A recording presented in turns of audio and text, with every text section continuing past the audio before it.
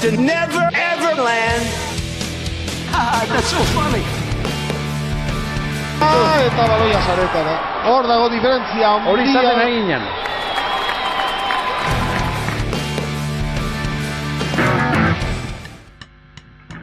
Hasi da egun berria, naufragian desberdina, zure aurpegiaren txura, antizkeria meteoa, zehantzerki emanen dugu, ilusio miresgarria, ala tortura isila, nor konbentzituko dugu, noiz arte, arnasarik hartu gabe, noiz arte, arnasarik hartu gabe, alkola beti aitzaki, zure biharko amnesi, lagunen isiltasunak, bainatzen dizkizu denak, zure isiltasunak, zure irainak malkoak, gaueko maitasun mezuak, tabetiko mehatxuak, noiz arte, arnasarik hartu gabe, noiz arte, arnasarik hartu gabe, izan nahi dukeen neska,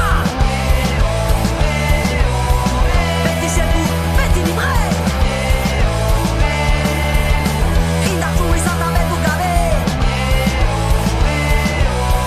beti segur, beti libre.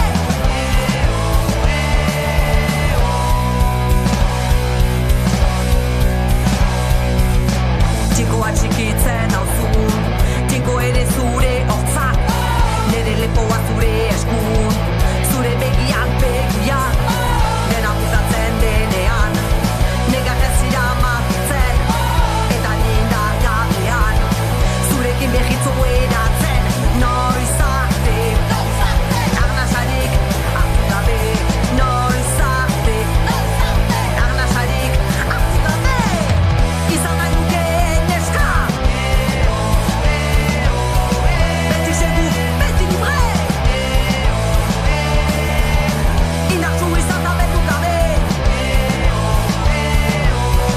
beti segur, beti libre,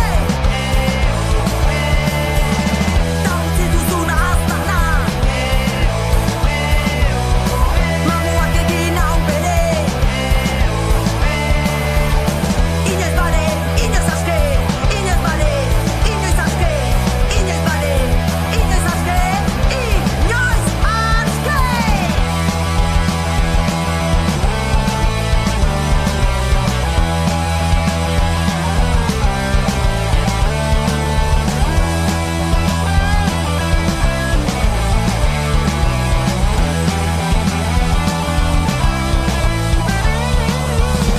Izan nahi dukeen neska,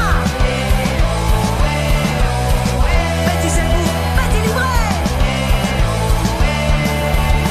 indartsu izan da beldurrik gabe, beti segur, beti libre, beti segur, beti libre, beti segur, beti libre, beti libre.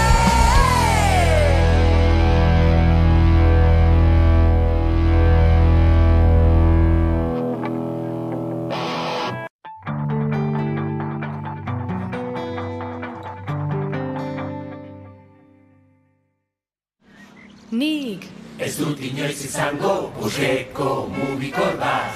Inoiz ez, mugikor berri bat, hilean oso gutxiratik. Orain Euskaltelen bezero izateagatik estrenatu Samsung 5G hau hilean 9 € ordainduta. Eta oraindik bezero ez bazara ere bai. Euskaltel, zer nahi duzu bihar?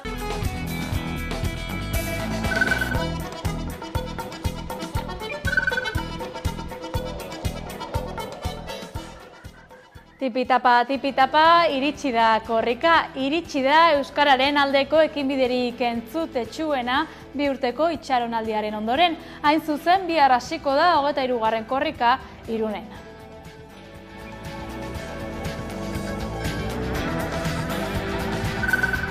Gure eskuk herri harrotasuna erakutsi nahi du korrikak iraun bitartean ere, hala zenbait ekintza antolatu ditu datozen egunetarako. Lehena bihar bertan izango da, Irun eta Hendaia arteko Santiago zubian ikurrinen tunela sortu nahi dute, eta horretarako ikurrinak eta Nafarroko banderak banatuko dizkiete joaten direnei.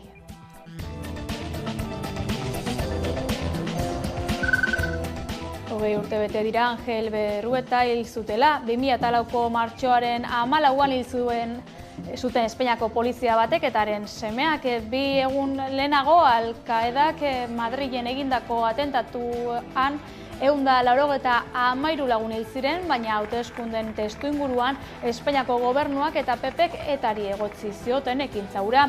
Hain zuzen, Pilar Rubiok bat egin zuen bertsio horrekin eta atentatuarekin lotzen zuen kartel bat jarri nahi izan zuen Berruetaren okindegian. Hark uko egin ostean, Rubio bere senarrarekin eta semearekin itzuli zen okindegira, labankadaz eta tiroz hil zuten Berrueta.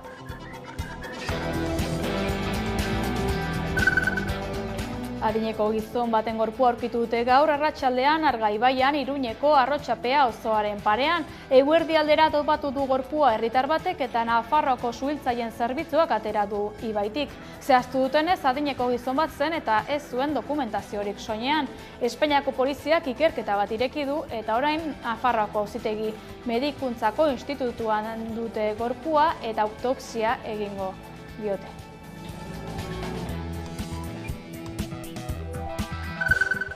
Kataluniako parlamentuak atzera bota du RC Esquerra Republikanak eta PSC Kataluniako sozialisten alderdiak 2024ko adostutako aurrekontu proposamena eta Pere Aragones Generalitateko presidenteak erreakzionatu du beranduenez 2025ko otsailean egin beharko ziren hauteskundeak datorren maiatzaren 12ra aurreratuz. Aurka bozkatu dutenei arduragabe jokatzea eta interes alderdikoei begiratzea egotzi die Kataluniako gobernuburuak.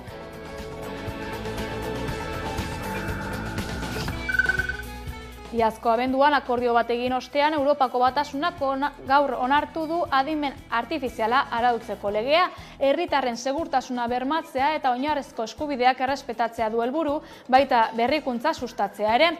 Adimen artifiziala erregulatzeko munduko lehen arauditzat du Europako Batasunak, baina Txinak iazko abuztuan onartu zuen berea.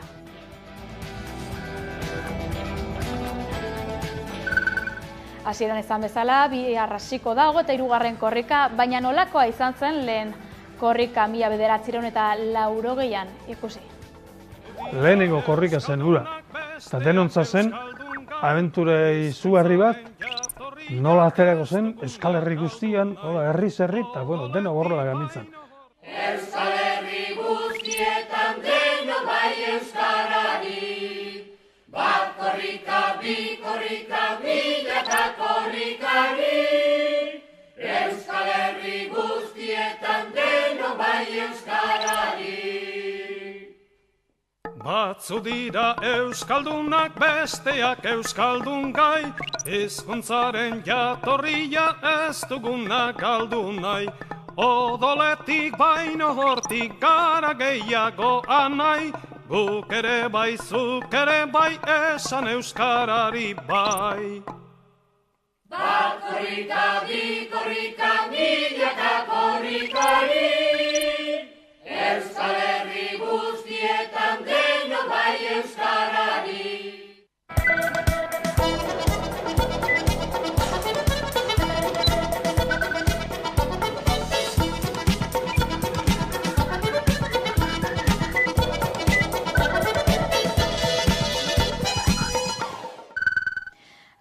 Gabon Berrueta oroitzeko ekitaldia egin dute gaur ura hil zenetik 20 urte bete direnean. 2 hamarkada geroago Aitziber Berrueta alabak argi dio ez dela justiziarik egin.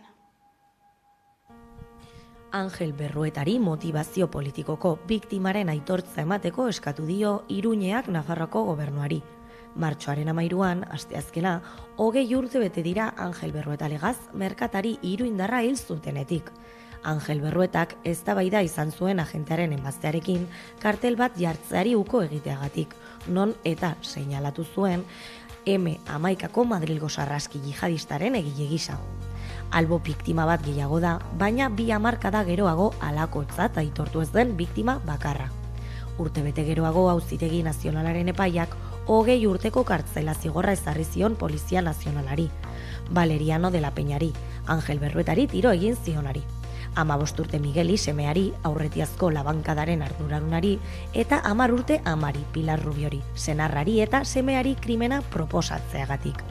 2025ko epaiak berak ondorioztatzen du ez zela auzo krimena izan.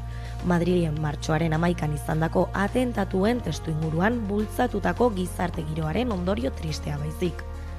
Udalaren adierazpenean agertzen denez, hilketa alderdi popularraren gobernuak nahita sustatutako amorru politikoaren giroan izan zen, Madrilgo M11ko atentatuen ostean. Eta justizia auzitegi nagusiak larrigarri gisa aitortu zuen motivazio ideologikoa, izaera politikoko krimena izan dela baieztatuz. Horrela, tokiko gobernu batzarrak erabaki du Angel Berrueta Legazen hilketaren arrazoi ideologikoak eta arrazoi politikoak aitortzea eta Angel Gogoan plataformak 20. urteurren honen harira egingo dituen oroitzapenezko ekitaldiak babestea. Ehun elkarte eta eragile baino gehiago atxiki dira osasun publikoaren aldeko mobilizazioetara. 120 elkarte eragile sindikatu gizarte mugimendu eta alderdi politikok babesa eman diete osasun publiko aurrera herri plataformak datorren martxoaren 16irako Bilbon, Gasteizen eta Donostian deituriko manifestazioei. Honen berri emateko eta mobilizatzera deitzeko Gasteizen eskainetako prentsaurrekoan Amaia Etxebarriak eta Koldo López de Viñasprek egungo osasun sistemak jarraitzen duen eredua, privatizazioaren eredua, behin-behinekotasunaren eta osasun pribatura bideratzearena dela salatu dute.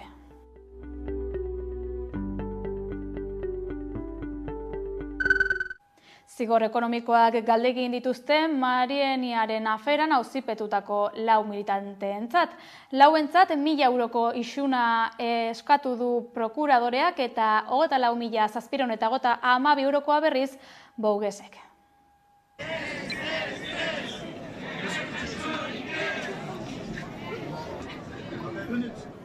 Badira, hautetxi asolagabeak, haundien interesak zaintzen dituztenak eta ez herritarren interesak, bada Boeing multinazionala eta bada ere orain justizia gure kontra.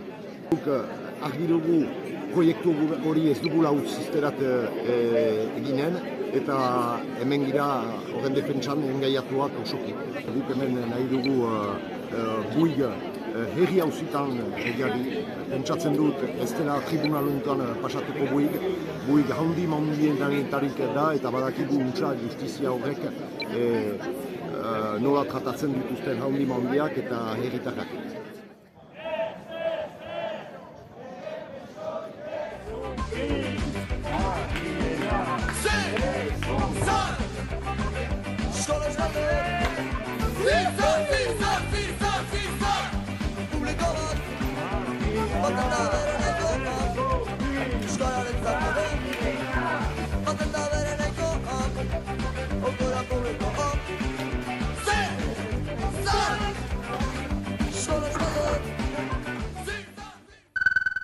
Hezkuntzan huts eta 3 zikloko Label, Asteilas, AFAPNA, UGT eta Komisiones Obreras sindikatuek asteak daramatzate elkartzen hezkuntza departamentuak Nafarroa garaiko ikastetxe publikoetan 2 urteko haurren gelak ezartzeari buruzko informaziorik emanez eta gardentasunik erakutsi ez duela eta kezkatuta.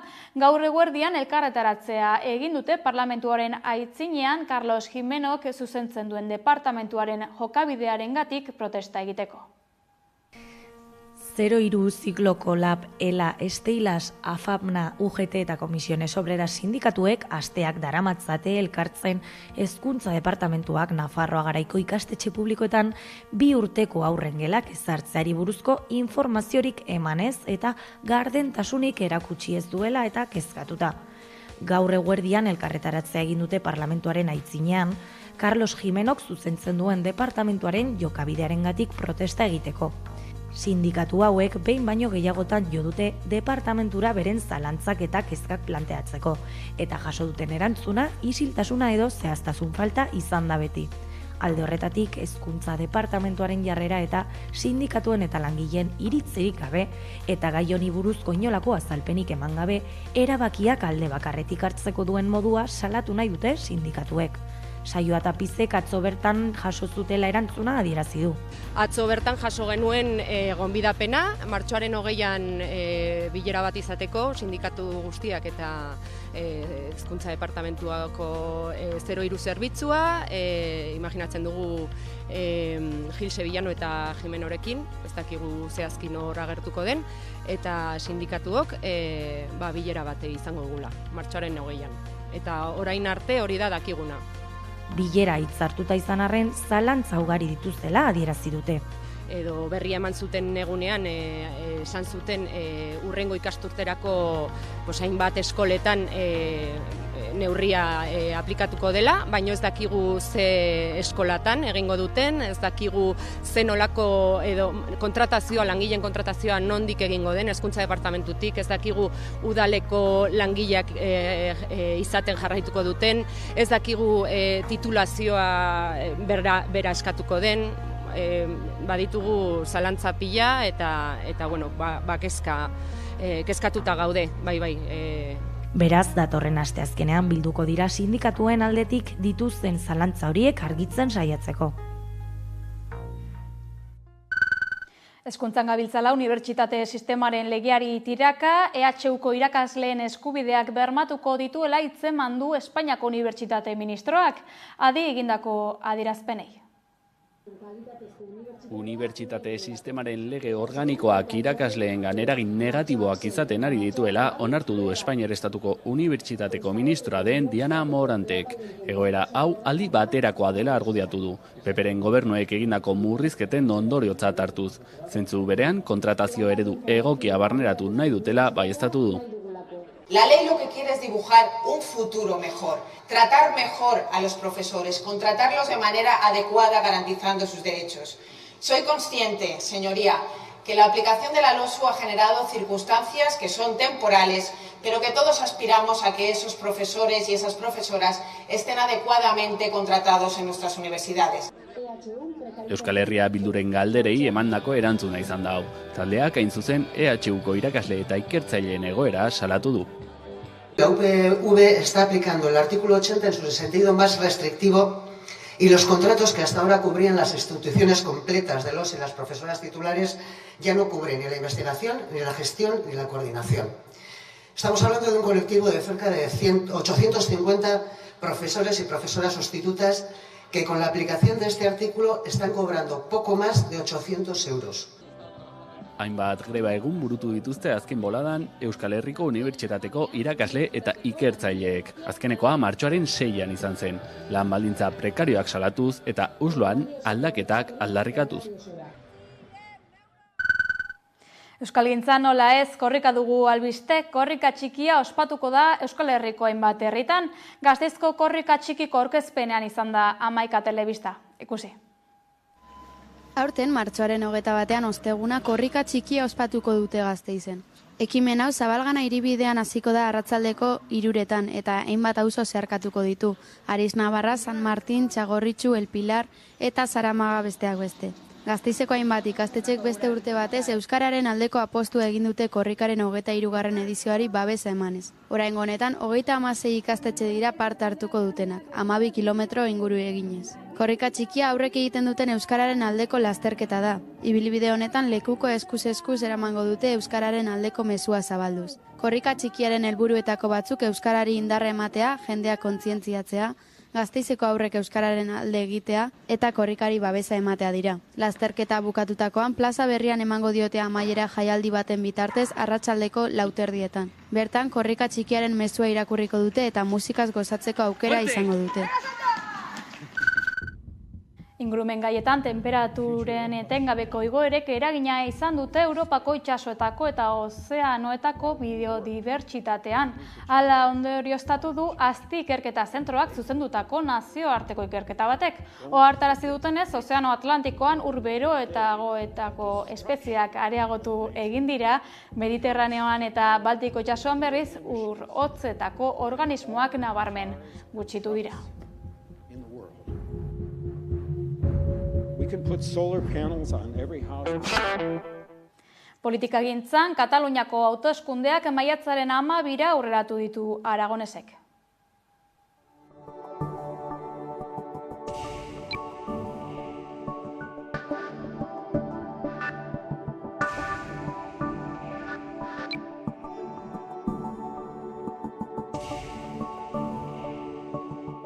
He decidit convocar eleccions al Parlament de Catalunya per al proper 12 de maig, amb l'objectiu que Catalunya es pugui dotar d'un govern amb molta més força.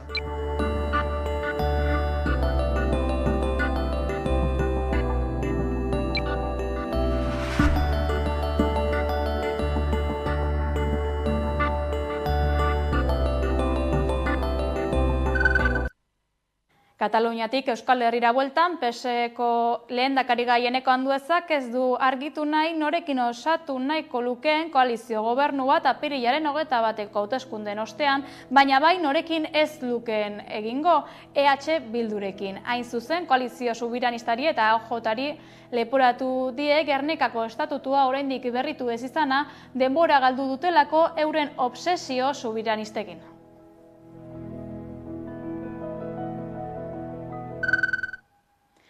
Alkate eta udal gobernu berria izango du aurrerantzean Larrabetzuk. Inigo Gazteluk alkate izateari utzi dio eta Amaia Lekue izendatu dute haren ordezko. Gaur egin dute aginte makilaren eskualdatzea. Horrez gain Maria Aiartza ere EH Bilduren zinegotzi taldera batuko da eta beraz udal gobernuko ordezkari guztiak emakumezkoak izango dira. Lehen aldia da halakorik gertatzen dela Larrabetzuko udalean.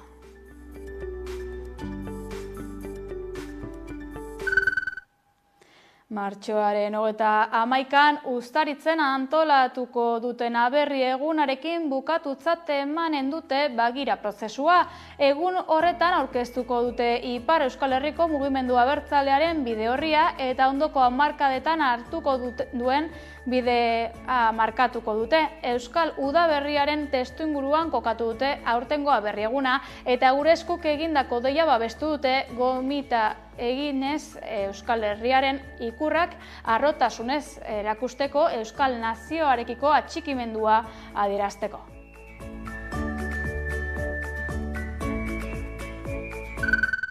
Etxebizitza auzira salto eginez, Zarragotxea sortzen jarraitzen du Espainiako etxebizitza legeak. Orain, Espainiako auzitegi konstituzionalak tramiterako onartu du Eusko Jaurlaritzak etxebizitza legeari jarritako legitea.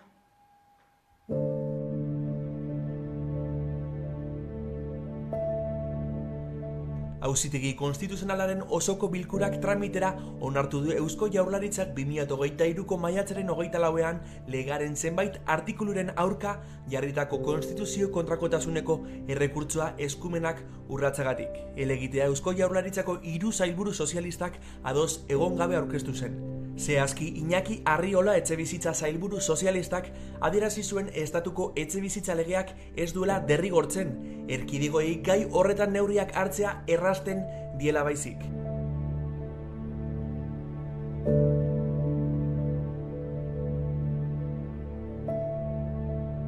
Bermeen auzitegiak errekurtsoa tramitera onartu du. Konstituzionalak ohar batean azaldu duenez dagoeneko 8 konstituzio kontrakotasuneko helegite jarri dituzte etxebizitzaren legearen aurka. Besteak beste PPek kongresuan dituen 50 diputatuk. Bestalde, Kataluniako Generalitateak eta Galiziako Xuntak aurkeztutako konstituzio kontrakotasuneko errekurtsoak onartzeke daudela gogorarazi du konstituzionalak.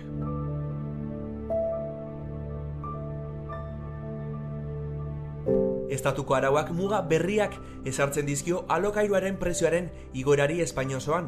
Aukera ematen du etxebizitza edukitzaile handiaren figura 10tik 5 jaisteko kasu jakin batzuetan eta jabe horiei galarazi egiten die maister zaurgarriak etxetik botatzea aldez aurretik adiskidetze edo arbitraje saiakerarik gabe.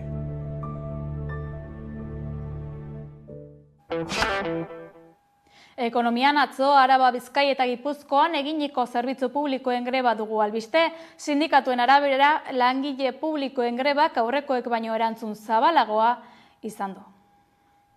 Oso zabaltzat jo dute grebak euskal sektore publikoan asteartean izan zuen jarraipena, eta zenbait arlotan abenduaren 19ko deialdian baina handiagoa izan zen.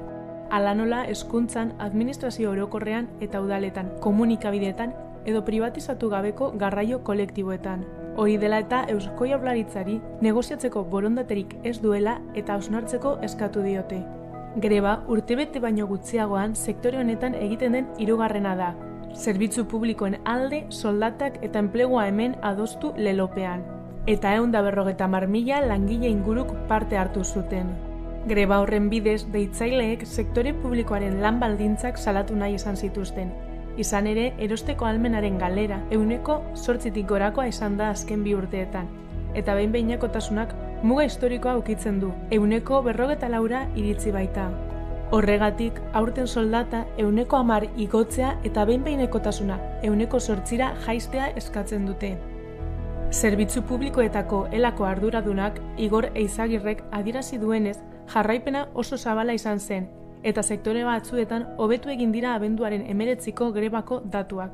Hezkuntzan eragin nagusia irakasleen artean 65%koa izan zen, haurreskoletan 65%koa eta sukaldean eta garbiketan 60%tik gorakoa. Elako ordezkariak gaineratu zuen administrazio orokorrean eta udaletan eragina aurrekoa baino handiago izan zela, baita komunikabideetan ere, baita privatizatu gabeko garraio kolektiboetan. Jarraipena oso zabala izan baita. Ildo horretan, Eizagirrek espero du grebaren eraginak egungo Eusko Jaurlaritza, etorkizuna erakundeetako agintariak eta alderdi politikoak gogoraraztea.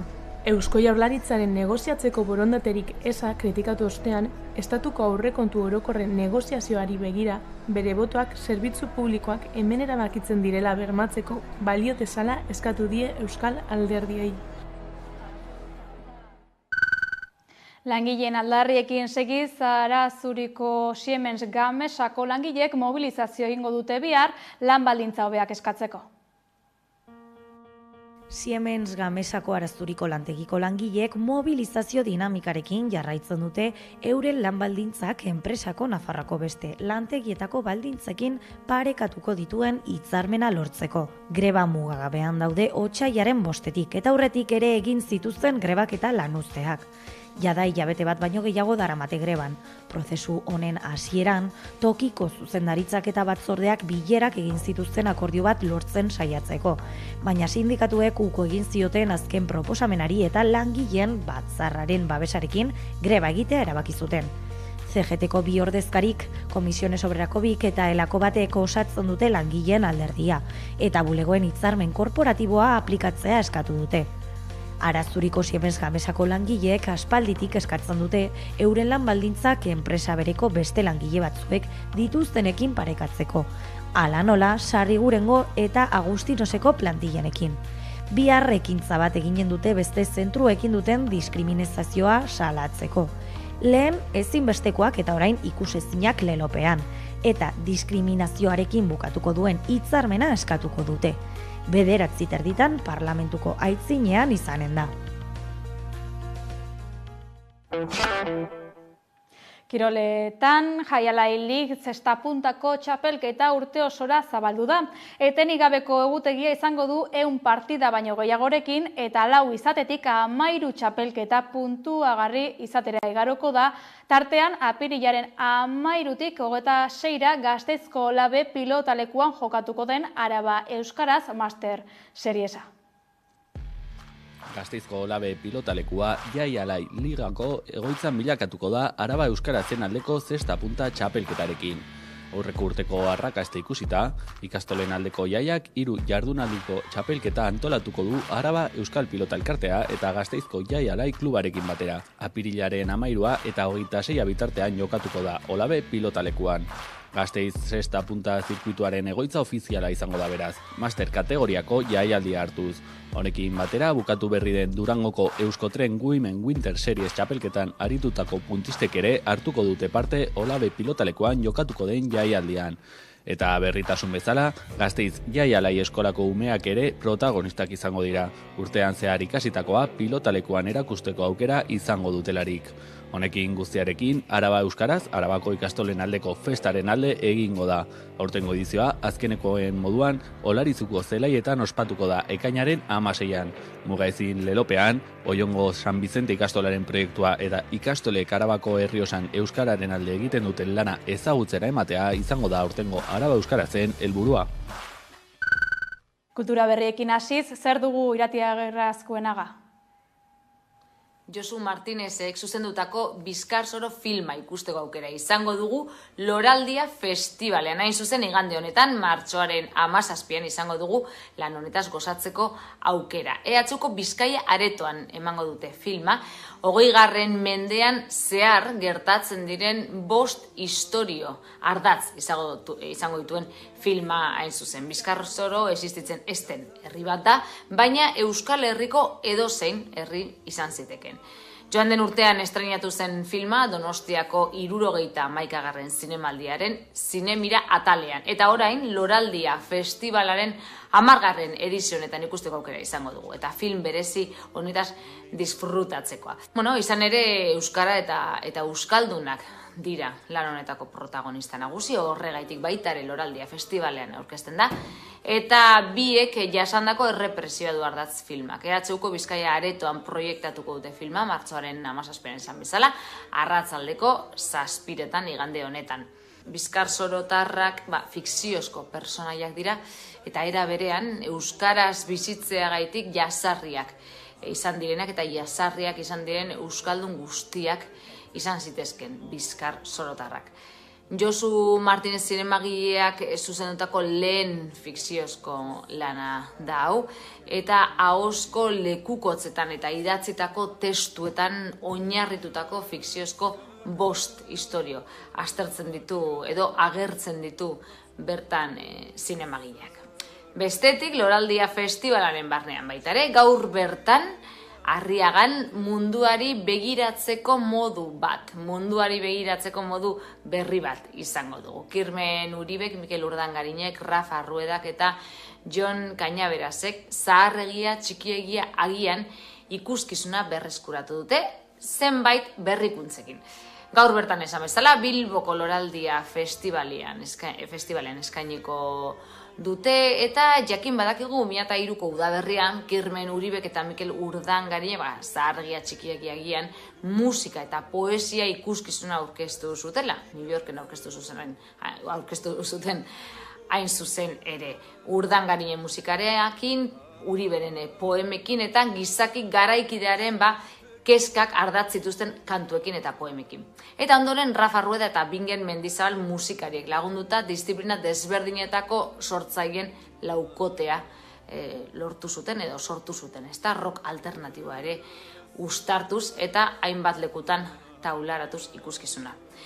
Oraingoan aldiz berrikuntzekin datoz, esan bezala, eta eurak agertu bezala, naiz eta urteak igaro, guztientzat, esperientziak eta bizipenak pilatu nahi izan dituzte, eta munduari begiratzeko beste modu bat eskaini. Aintzina Folken estrenatu zuten abenduan, 2023ko abenduan, eta orain Loraldia Festivalean izango dugu ikusteko Hitzordu Arriagantzokian, eta gogoratu, Loraldia Festivalak 10. urteurrenean ere poema beretik hartu izan duela lema, munduari begiratzeko modu bat.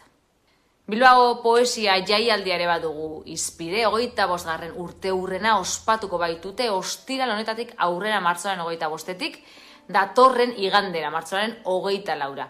Kosta ala kosta da aurten aukera duten leloa. Programatutako jarduera guztiak doakoak izango dira, aldez aurretik erreserba egina, baina kontzertuek 5 eurotako ordaina izango dute. Eta hori web orrialdean hartu ditzakezu sarrerak horretarako. Bertsoak eta poemak Bidebarrietako liburutegian izango dira, esan bezala, ostiral honetatik hasita, eta kosta la kosta lelo honetan poeten emanaldi eskaintza zabala. Izango dugu irungo patarian agertu dutenez. Edizio berri honen gainera etorkizunari jarriko dio begira, etorkizunean jarriko du begirada. Eta jaialdiaren norabidea markatuko duena hori izango. Etorkizunarekin ingo duten metafora, hain zuzen. Martxoaren 16an zapatuan kontzertu egingo da, Agitado y Mezclado, Benjamin Prado eta Rebeka Jimenezen eskutik. Martxoaren 23an aldiz, datorren zapatuan, lagun batek esan dit Iñaki Irazu poetaren letretatik konposatutako 30 bat abestirekin. Eta martxoaren 24an ez da seinalea galtzen. John Margarit gogoratuz, haren semearen eskutik entzunara izango dugu. Datorren martxoaren 15etik aurrera, beraz, Bilboko eta Bizkaiko poesia eta literatura zalek askotariko topaketa hunkigarriz gozatzeko aukera izango dute. Eta amaitzeko datorren ostiralean, martxoaren 22an, hau ez da gerra bat, egingo dute Pistifaktoria eta Tusia ekoezetzeek, sopelako kurtzio aretoan. Mikel Laionek zuzendu eta idatzitako lan honetan, Aiora Sedano, Gabriel Ozina eta Irati Agirrezkunaga dira aktoreak, musika Igor Arzuagak egin du eta proiektuak Estibalit Alonsok. Estenografia aldiz Atz Teatroen eskutik joan da eta betitze zaitua izan da jantzien sortzailea. Gerra baten eta desamodio baten bataiak izango ditu lan honek izpide hain zuzen ere, azkenean giza harremanen austurak eta aldi berean gizateriaren austura parez pare jartzen duen lana. 6 euroren truke kurtzioaretoan, sopelan datorren ostiralean martxoako 22 arratsaldeko 8:00. Araban hasi da aldeko ipuin literarioen nazioarteko jaialdia. Ikusi. Asteazken honetan martxoak 13 Ignacio Aldekoaren omenean ipuin literarioen nazioarteko jaialdiaren lehenbiziko edizioa martxan jarri da. Gasteizen izango du lekua Gasteizeko Unibertsitate pabilloian. Goizeko 11etan jaialdiari hasiera emateko ipuingintzaren historiaz eta generoaren egoera solastuko dute Nagore Fernandez, Marijo Lasiregi eta Irati Majuelo literatur kritikoek. Bestalde, martxoak 13 eta 16 bitartean egingo diren beste ekitaldi guztiak Ignacio Aldekoa kulturetxean izango dira. Arabako Foru Aldundiak bultzatutako jaialdi honen helburua Araba ipuinen arloan eredu bilakatzea da. Publiko guztiari zuzenduta dago, ekintzetan doainik parte hartzeko izen eman behar da webgunean. Hainbat ekitaldi burutuko dira 3 egun hauetan, tailerrak, hitzaldiak, irakurketak eta solasaldiak besteak beste. Ekintza hauetan parte hartuko duten ipuingintzako sortzaileetako batzuk Eloi Tizon, Maria Zunlanda, Aixa de la Cruz, Arkaitz Kano, Benize, Pedro Ugarte eta Joseba Sarrionaindia dira. Hurrengo egunetan gauzatuko diren ekintza guztien informazioa webgunean dago ikusgai. Gurean izan genuen atzo, Iban Zaldua jaialdiaren bozeramailea. Entzun.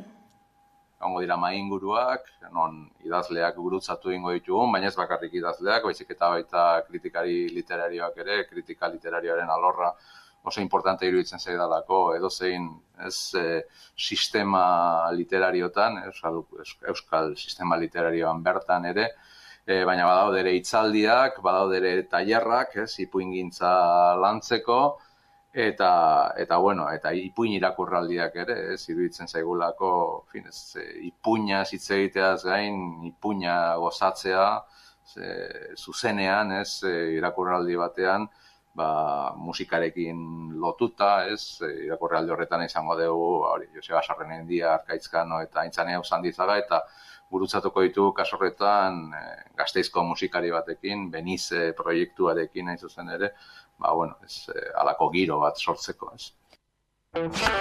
Jarraian justo ezenarro Bilbao Poesia Literatura jaialdiaren zuzendari ordea izango dugu gurean.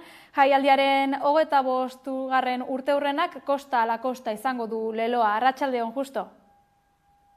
Arratsaldeon, eta mila esker deizarren poesia egiteko, ez da ohikoa, beti izaten baita literatur genero gaztua, nahiz eta uste baino jarraitzaile gehiagoki.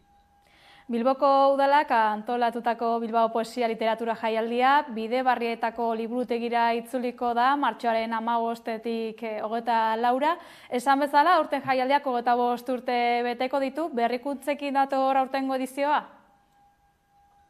Bai, zaitu gara probazio bereziagoa egiten, inoiz baino kontzertu gehiago dago, eta dramaturgiarekin zikusia daukaten ikusizunen bat ere bai, eta betiko gauza, baina kontzertu gehiago bai. Kontzertuak, esaterako? Kontzertuak 2 segurutan izango dira, hasiko gara zapatu ontan, Benjamin Pradoren kontzertu batekin, arratsaldeko zazpietan gazte eta helduentzat, gero domeka goizean Euskelele kontzertua izango dugu, Enrique Solinizin eskutik, hori familientzako kontzertua da, oso kontzertu berezia izango dena. Urrengo zapatuan Javier Muguruza egongo da gurekin, azken diskoa aurkezten, eta amaitzeko jazz kontzertu bat izango dugu, Jon Margarit poeta, izaneko poetaren omenez. Adin guztietarako gitaraua osatu duzue beraz, ezta? Bai, bueno, kursun gehienak edo jarduera gehienak dira gazte eta helduentzat. Esan bezala, aurten ere, familiei lekutsu bat egin nahi izan diegu, eta horregatik domeka hontan, Euskelele kontzertu izango da, doako sarrera, bakarrik egin behar da reserva, web horrearen bidez, baina doakoa, familiak ere hurbil daitezen eta poliziara ere hurbil daitezen. Esan bezala, Enrique Solinizin eskutik, Euskelele ikuskizuna kontzertua. Leloa, esan bezala, kosta la kosta izango da, nondik dator? Bueno, zuk esan bezala, jaialdiak aurten 25 urte egiten ditu, eta azpimarratu nahi izan dugu, zailtasun, eta munduan eta Bilbon hainbeste gauza gertatuta gero, jaialdiak jarraitzen duela, denoi esker, egondako programatzaile guztiei esker, eta baita publikoaren erantzunari esker, publikoak beti erantzun duelako, eta orduan, gertatu dela, bandillo jarraitzen du aurrera doan itxasontzia da, Bilbao poesia. Aurtengo edizioan, nolako egitaraua antolatu duzue? Kontzertuak aipatu dituzu, baina...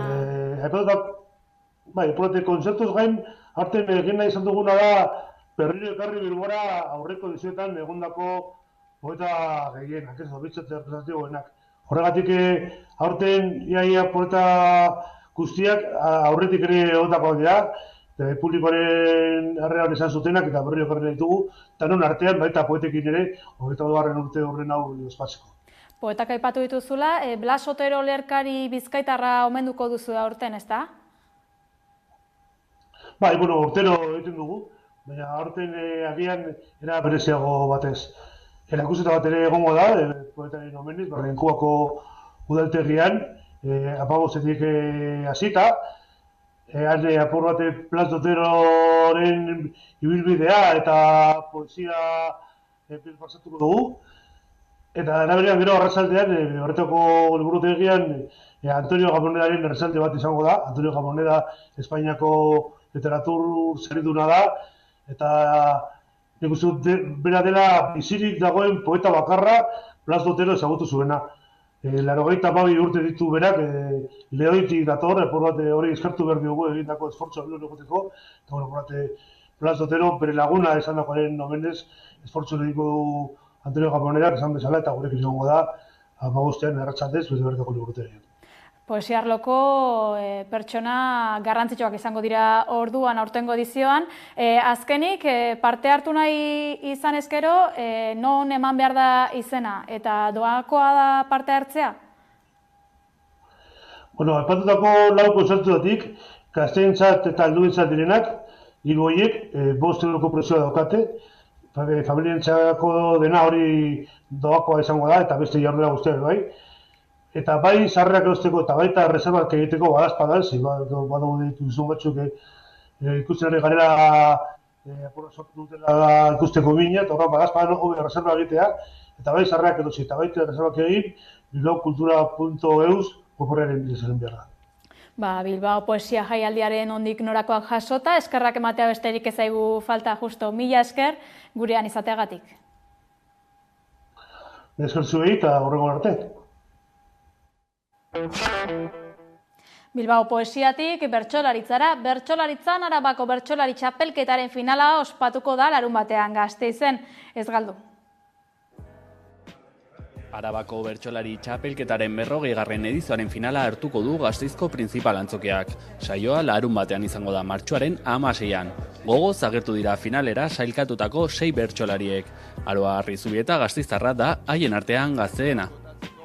Gazteon ideiak ekartzea eta badakargu zerbait berrian nire ustez eta hori da demostratu nahiko nukena. Adintxuena berriz Asier Otamendi da, Arabako txapelketa 4 aldiz irabazi duena. Polita, desberdina, disruptiboa, bertsolaritzaren grazia biziko duela. Eta udaberri ederra honekin, gure bertsoak ere bertan loratuko direla. 2019ko edizioa irabazi zuen Iñaki Binaspre ere arituko da. 2004tik final guztietan egon dena. Printzipalera bueltatzea ere uste dut oso berezia dela guretzako. Eta markoa ezin hobea da, orduan gure esku dago saioa gogoan garria izatea. Veteranoen artean dugu Manes Agirre ere, bitan txapelduna. Final bat beti da gauza ederra, eta ez dago barrutik bizitzea bezalakorik. Eta hau ez da norbanakoaren apustu bat, hau apustu kolektiboa da. Paula Milburu Aramaioarrarentzat bere aldetik bigarren finala izango da. Eta uste dut saio oso polita egitera goazela. Ea humoretik asmatzen dugun, ea esan nahi duguna esaten dugun. Eta 6. bertsolaria Peru Abarrategi dugu azkeneko edizioaren txapelduna. 3. finala izango da berarentzat eta lehenengo bien modura honetan ere gozatzea espero du. Espero dut 3. honetan ez sufritzea. Iruditzen zait ni gozatzeko gai banaiz gozarazteko ere gai naizela. Finala jendez lepo egotea espero den printzipal antzokian jokatuko da. Sarrerak antzokian bertan edota honen webgunean eskuratu daitezke. Euskarazko estrenaldien berri izateko gurean dugu asterolez Gaizka Izagirre. Kaixo Gaizka. Kaixo, hemen gatoz berriro ere euskarazko estrenaldi nabarmenak aipatzera. Netflixera iritsi diren 2 telesail eta 2 pelikularekin hasiko gera. Lehenengoa, Guy Ritchie zinegilearen The Gentleman. Izen bereko filmaren spin-offa, Eddie Horniman da protagonista, aitaren landetxe izugarria oinordetzan hartzen duen gizona da, eta bapatean konturatuko da karamuaren imperio baten parte dela. Akzioa, thrillerra eta umore ganberra gustoko badituzue, gozatuko duzuen proposamena da. Da Signal telesaila alemaniarra, 4 atalez osatua, astronauta bat desagertu ondoren bere familia egiaren bila ibiliko da, etxi-etxian, baina zenbat eta gehiago aurkitu orduan eta mehatxu handiagoa datorrela ikusiko dute. Haien eta munduaren gainera. Antzeko gaiarekin jarraituz, Spaceman pelikula, Johan Renck zuzendariarena, Chernobyl telesaila ikaragarriaren sortzailea, Adam Sandler eta Carey Mulligan protagonistak, Damsel pelikulaaren abarmenduko dugu, Juan Carlos Fresnadilloren filma duzue honakoa eta protagonista nagusia Millie Bobby Brown, Stranger Thingseko 11 aztezina. Neska gazte batek, printze batekin izan behartzuen ametxetako ezkontza amesgaizto bihurtuko da, neska dragoi bati sakrifizio gisa eskaintzen diotenean.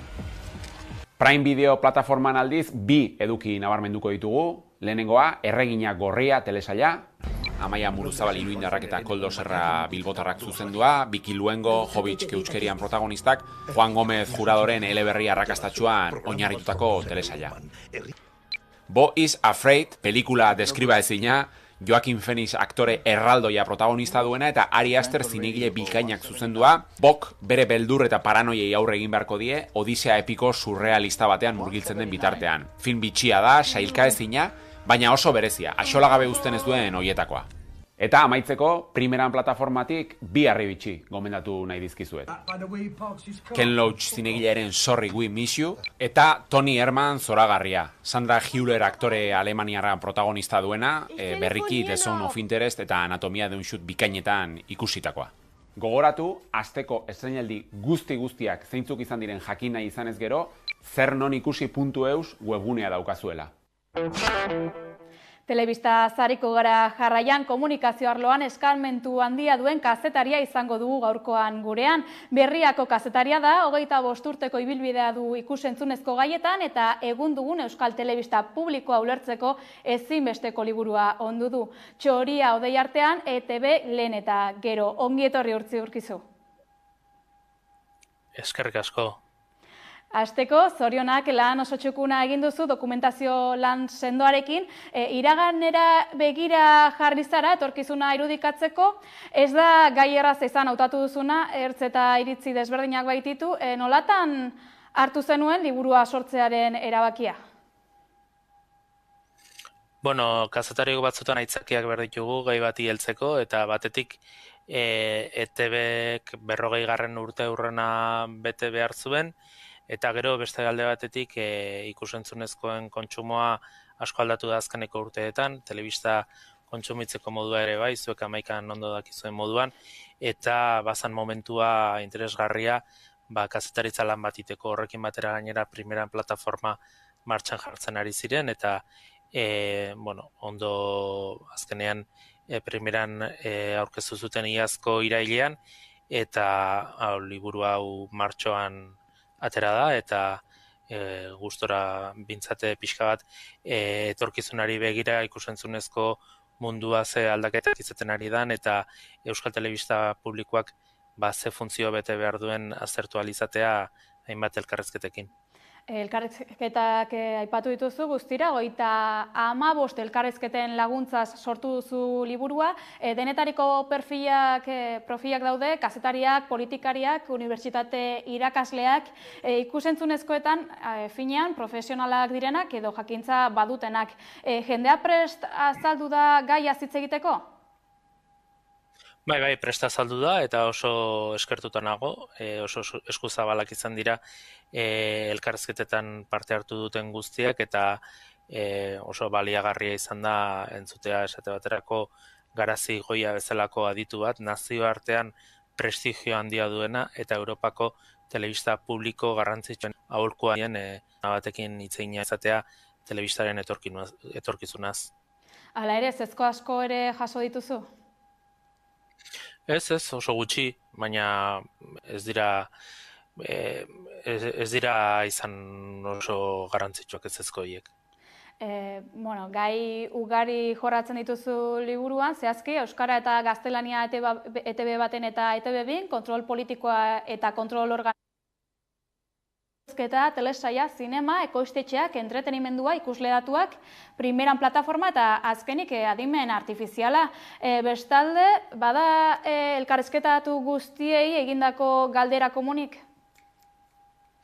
Bai, pixka bat etorkizunean ETBek zer funtzio bete beharko luken eta nolakoa izan beharko luken Euskal Telebista publikoak, batez ere euskaraz.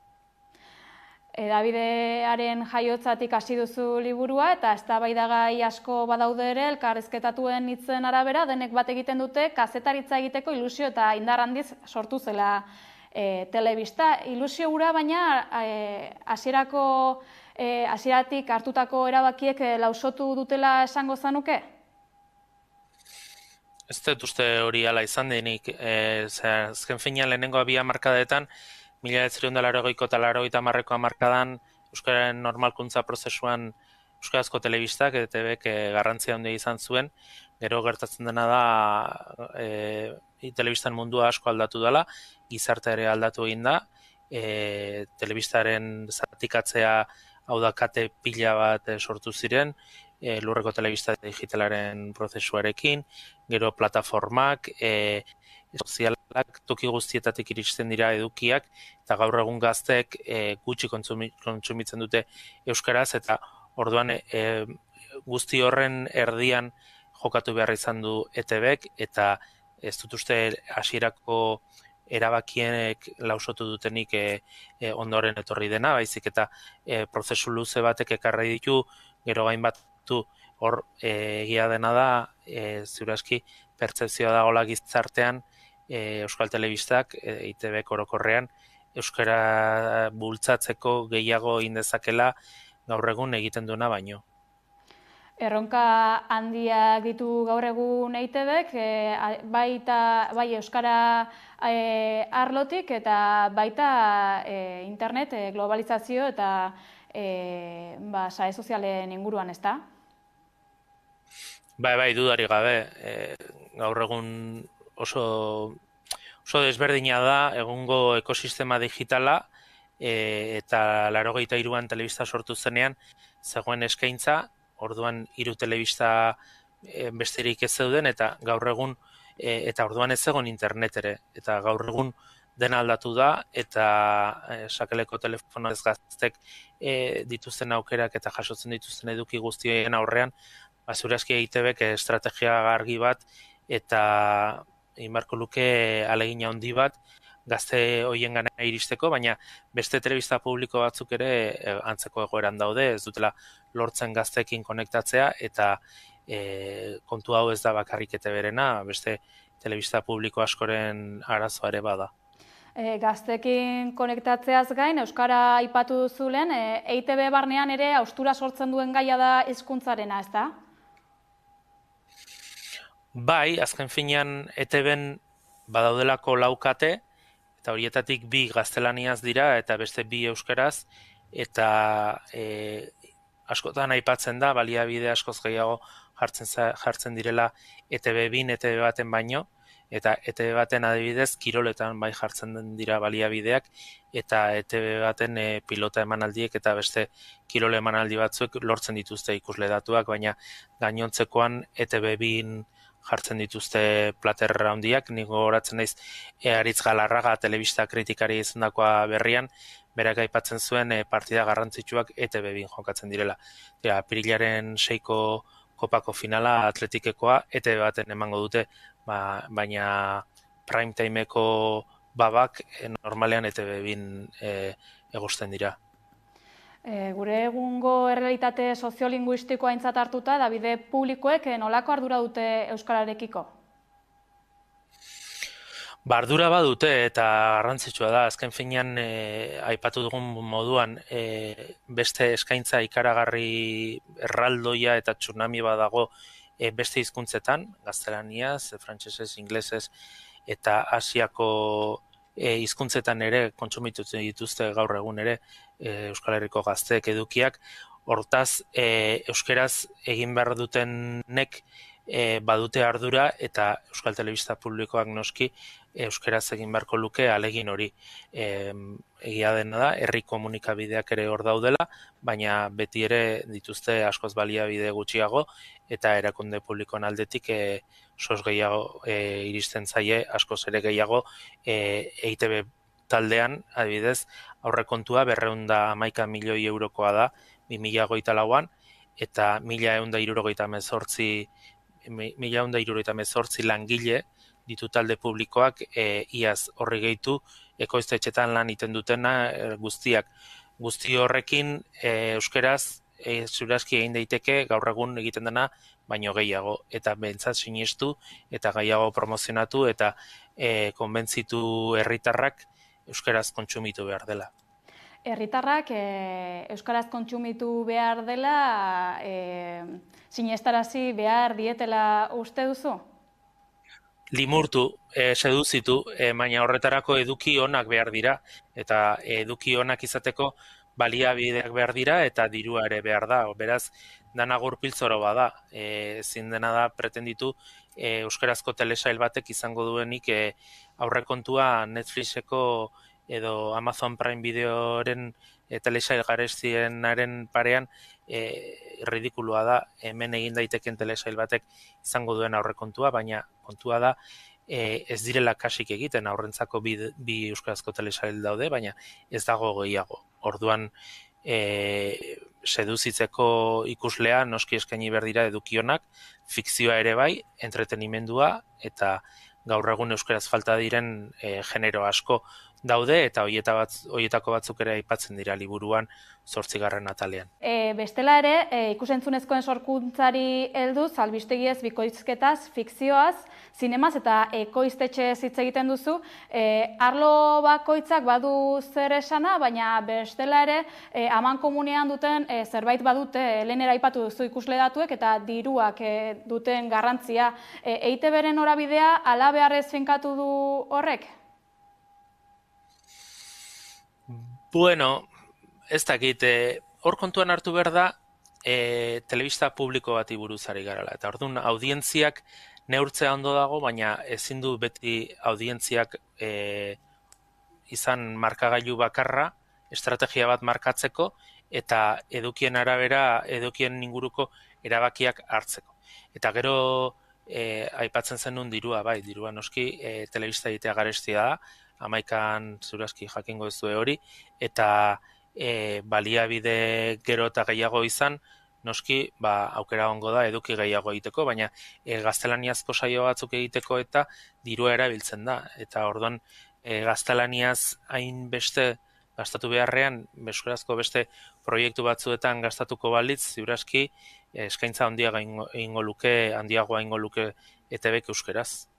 Uranditan ibilizara, hain zuzen ere, eustura eta barne gatazka ugari izan dira telebista publikoan, 40 urte hauetan. Telebistak izan duen ibilbide horretan, ezin daukatu pisu handia izan duela eta gaur egun ere baduela ideologiak eta kontrol politikoak. Komunikazio arloko profesional askok salatu dute hau? Bai, eta EITB-ren taldean bertan, badaude hor gogoratzeko kontuak, esate baterako duela 7 urte egin zuten inkesta bat EITB-ko langileen artean, eta 4-3 aipatzen zuten informazioa oso lerrokatuta dagoela Eusko Jaurlaritzan dauden alderdien alde. Eta gero egon izan dira langile batzordek deituta, hainbat protesta eta elkarretaratze EITB-ko zentsura salatuz, eta askotan aipatu izan dute bidez zentsuraz gain dagola kontrol politiko argia EAJaren aldetik, eta hori ez dut nik esaten, hori langileek behaiek salatu izatun duten zerbait izan da. Hori ere jasota dago liburuan. Eta liburuaren amaieran, ETB-ren etorkizunaren inguruko proposamenak egin dituzu, zein helbururekin? Pixka bat eztabaidarako eta baita izan dira ondorioak, adituek eta esan dizkidaten kontuetatik, nire pixkat ikuspuntua ere horre eramanez, urrengo hilabeteetan, maiatzan bertan adibidez, hainbat eztabaida aurkezpen izango ditugu, herri eta hiri batzuetan Euskal Herrian, eta proposamen horien inguruan eztabaidatzeko tresna bat izan daiteke, eta EITB-ko zuzendaritzakoek ere aintzat hartu nahi baldin badute horri idatzitako zerbait, behondeiela. Azkenik, obra landu eta amaitu ondoren, bada nabarmenduko zenuken ideiarik? Oso eskertuta nagola, berria jakin eta elkarrekin, Aleka bilduma, kazetaritza liburuen bilduma argitaratzen dute, 14. zenbakia da hau, eta benetan liburu interesgarriak topatu daitezke bilduma horretan.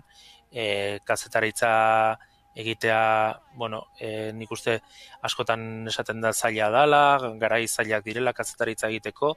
Horren kontra jo nahi dut, eta esan nahi dut, garai onak direla kazetaritza egiteko, baldin eta egoa eta ausardia da baldin badago, eta edabidetako arduradunek uzten badiete kazetariei kazetaritza egiten.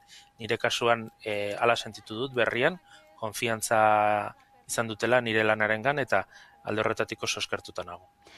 Txoria odei artean, ETB lehen eta gero liburuaren xetasuna jasota, maira emango diogu elkarrezketari. Mila esker urkizu, Amaika Telebistan, Euskal Telebista Publikoaren inguruko liburu aurkeztearren. Mila esker zuei eta hurrengo arte.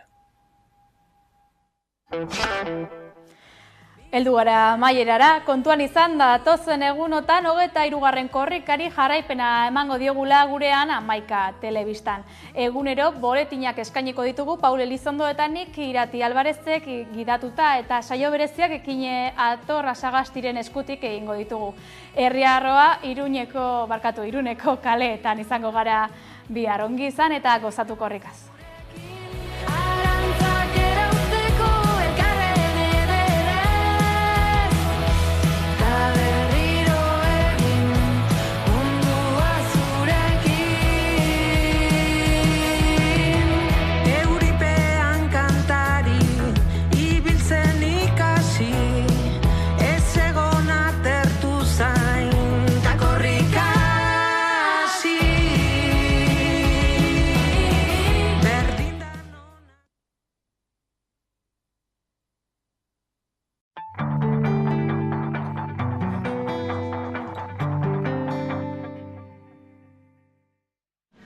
Nik ez dut inoiz izango busgeko mugikor bat.